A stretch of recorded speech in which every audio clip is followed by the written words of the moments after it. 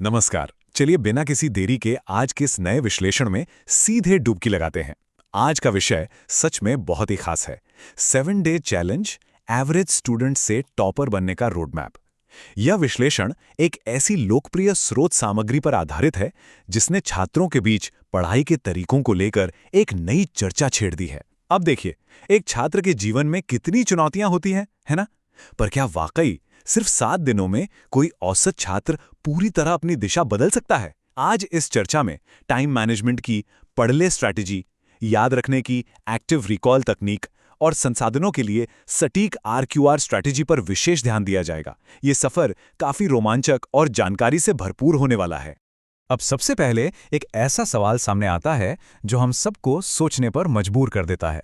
आखिर ऐसा क्यों होता है कि जो छात्र दिन रात किताबों में डूबे रहते हैं, उनके अंक अक्सर कम आते हैं, जबकि कम पढ़ने वाले बाजी मार ले जाते हैं? यह एक बहुत बड़ा रहस्य है और इसी रहस्य को सुलझाने के लिए आज की इस जांच को मिस्ट्री टू मास्टरी यानी रहस्य से महारत तक के ढांचे में पिरोया गया है। चलिए देखते हैं कि अधिक समय बिताना हमेशा बेहतर परिणामों की गारंटी क्यों नहीं होता। तो इस पूरी जांच का जो नक्शा है वो कुछ इस प्रकार दिखता है।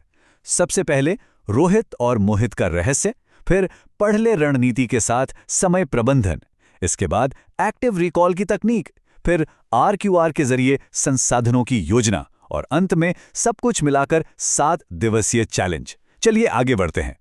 तो सबसे पहले बात करते हैं रोहित बनाम मोहित के इस रहस्य की। यह स्रोत एक बहुत ही दिलचस्प केस स्टडी से शुरू होता है। दोनों 12वीं कक्षा के छात्र थे और सबसे बड़ी बात, दोनों एक ही स्कूल में पढ़ते थे, उनकी ट्यूशन एक ही थी, यहां तक कि उनकी किताबें भी बिल्कुल एक जैसी थीं। फिर भी उनके नतीजों में जमीन आसमान का अंतर था। तो यहां एक बहुत ही महत्वपूर्ण सवाल खड़ा होता है कि आखिर तैयारी के दौरान ऐसा क्या अलग हुआ होगा जो परिणामों में इतना बड़ा फासला ले आया? इन आंकड़ों पर जरा गौर कीजिए, सारी तस्वीर खुद ब खुद साफ हो जाएगी। रोहित रोजाना पूरे 6 घंटे पढ़ाई करता था, लेकिन उसका स्कोर आया सिर्फ 75%। दूसरी तरफ मोहित, जो दिन में मुश्किल से 3 से 4 घंटे ही पढ़ता था, उसने 95% अंक हासिल करके सबको चौंका दिया। ये सीधा सीधा साबित करता है कि सिर्फ पढ़ाई के घंटे गिनने से नंबर नहीं बढ़ते। स्रोत सामग्री के अनुसार मोहित ने कुछ ऐसी गलतियों को पहचाना जो रोहित कर रहा था और जो सच कहें तो ज्यादातर छात्र अनजाने में करते हैं। और यही चीज हमें पहली सबसे बड़ी गलती की ओर ले जाती है, जिसका समाधान समय प्रबंधन की इस पढ़ले रणनीति में छिपा है। स्रोत ने इस गलती को पढ़ाई का भ्रम कहा है। होता क्या है, लगता है कि 6 घंटे पढ़ाई हो रही है, पर असल में आधा वक्त भटकते विचारों और डिजिटल भटकाव में बर्बाद हो रहा होता है। किताबें खुली होती हैं, पर दिमाग में सोशल मीडिया, गेमिंग चल रही होती है। टाइम टेबल तो बन जाता है, लेकिन दिन के अंत में हाथ लगती है तो सिर्फ मानसिक थकावट और पछतावा। तो आखिर इस भटकाव को रोका कैसे जाए? स्रोत यहां पर एक बहुत ही शक्तिशाली मानसिकता में बदलाव की बात करता है। मोबाइल फोन को भटकाव के बजाय एक हथियार में बदल दो। आमतौर पर हम फोन को ही पढ़ाई का सबसे बड़ा दुश्मन मानते हैं, पर जरा सोचिए, अगर इसी दुश्मन को एक स्वचालित और अनुशासित टूल बना लिया जाए तो? ये एक ऐसा विचार है जो ध्यान केंद्रित करने के तरीके को पूरी तरह से पलट सकता है। इस पढ़ले रणनीति को लागू करना सच में बहुत ही सरल है। इसके सिर्फ 3 स्पष्ट कदम हैं। पहला कदम, अपनी पढ़ाई का समय तय करना, जैसे दोपहर 12 बजे से 4 बजे तक। दूसरा कदम, फोन में हर 1 घंटे के बाद का अलार्म लगाना, जैसे 1 बजे, 2 बजे, 3 बजे। और तीसरा और सबसे मजेदार कदम, उस अलार्म का टाइटल रखना है, अरे भाई पढ़ ले। अब होता यह है कि जब कोई छात्र फोन पर रील्स देखने या ख्यालों में खोकर समय बर्बाद कर रहा होता है, तो अचानक बजने वाला ये अलार्म उसे एक झटके में सच्चाई का एहसास कराता है। ये अचानक हुआ आत्म साक्षात्कार उस भटकाव के अंतहीन चक्र को तुरंत तोड़ देता है। चलिए अब दूसरी बड़ी समस्या और उसके अनोखे समाधान पर चलते हैं, जो है एक्टिव रिकॉल की सीखने की तकनीक। अक्सर ये आम शिकायत सुनने को मिलती है कि सब कुछ अच्छे से पढ़ा था, लेकिन परीक्षा हॉल में बैठते ही दिमाग सुन्न हो गया और सब भूल गए। स्रोत बिल्कुल साफ शब्दों में स्पष्ट करता है कि ये याददाश्त की कमी या दिमाग की कमजोरी नहीं है, ये तकनीक की बहुत बड़ी खामी है। सही तकनीक के बिना घंटों पढ़ना भी बेकार साबित हो सकता है। अब सामने मौजूद ये संख्या 10 किसी जादुई खिड़की से कम नहीं है। स्रोत के मुताबिक किसी भी लेक्चर या क्लास के खत्म होने के ठीक बाद के 10 मिनट सबसे ज्यादा मायने रखते हैं। यही वो नाजुक समय है जो ये तय करता है कि सीखी गई बातें लंबे समय तक याद रहेंगी या नहीं। अगर इस छोटे से समय का सही इस्तेमाल किया जाए तो बार बार रिवीजन करने के बड़े झंझट से हमेशा के लिए मुक्ति मिल सकती है। तो देखते हैं कि एक्टिव रिकॉल आखिर काम कैसे करता है। इसके भी एकदम सरल कदम है। पहला कदम है पूरी तरह से ध्यान लगाकर लेक्चर में शामिल होना। दूसरा कदम है क्लास खत्म होने के तुरंत बाद वो 10 मिनट निकालना। और तीसरा, जो कि सबसे अहम कदम है, अपनी किताबें और नोट्स बंद करना, आंखें बंद करना और दिमाग में उन सभी कॉन्सेप्ट्स की तस्वीरें बनाना जो अभी अभी पढ़ाए गए हैं। बिना कुछ देखे केवल दिमाग पर जोर डालकर याद करना कि शिक्षक ने क्या क्या बताया था। ये जो मानसिक अभ्यास है ना, ये जानकारी को शॉर्ट टर्म मेमोरी से निकालकर सीधे लॉन्ग टर्म मेमोरी में सुरक्षित रूप से लॉक कर देता है। चलिए अब उस तीसरी बड़ी खाई की बात करते हैं जिसमें अक्सर छात्र अनजाने में गिर जाते हैं। ये है संसाधन नियोजन, और इसके लिए RQR स्ट्रैटेजी सुझाई गई है।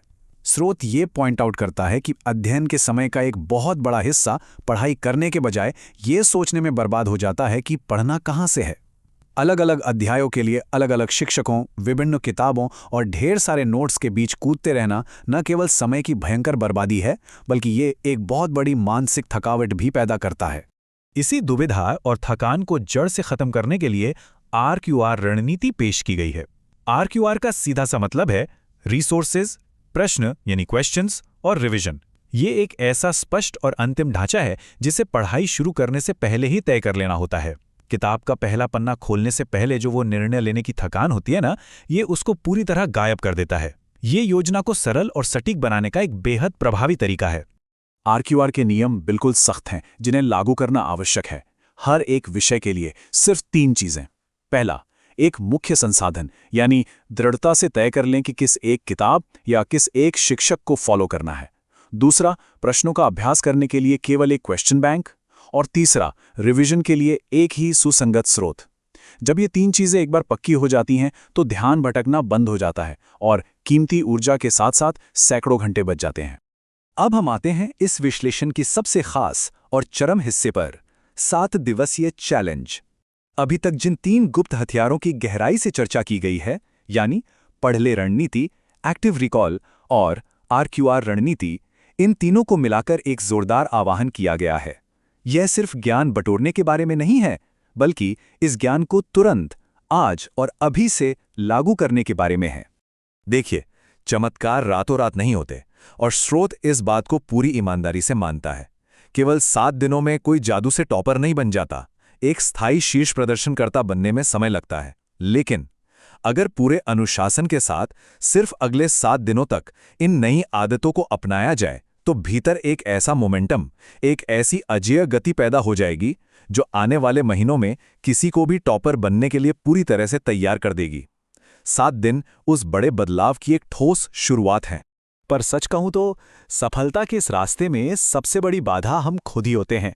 स्रोत एक बहुत ही सख्त चेतावनी देता है। खुद से झूठ बोलना बंद करना होगा।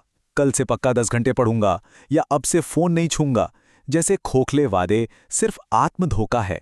असली पैमाना तो निरंतरता है। वैसे निष्पक्ष रूप से ये बताना भी जरूरी है कि अतिरिक्त जिम्मेदारी और संरचना चाहने वालों के लिए स्रोत के निर्माता द्वारा एक विशिष्ट 7 दिवसीय सशुल्क पाठ्यक्रम भी पेश किया गया है। लेकिन मुख्य बात यही है कि किसी भी बदलाव के लिए अपनी कमियों को स्वीकारना और लगातार प्रयास करना ही सबसे जरूरी है। तो इस पूरे विश्लेषण का अंतिम और सबसे विचारोत्तेजक सवाल यहीं आके टिकता है, क्या कोई भी छात्र खुद से ये हिम्मत जुटा सकता है कि वो अगले 7 दिनों तक खुद के प्रति पूरी तरह से ईमानदार रहे?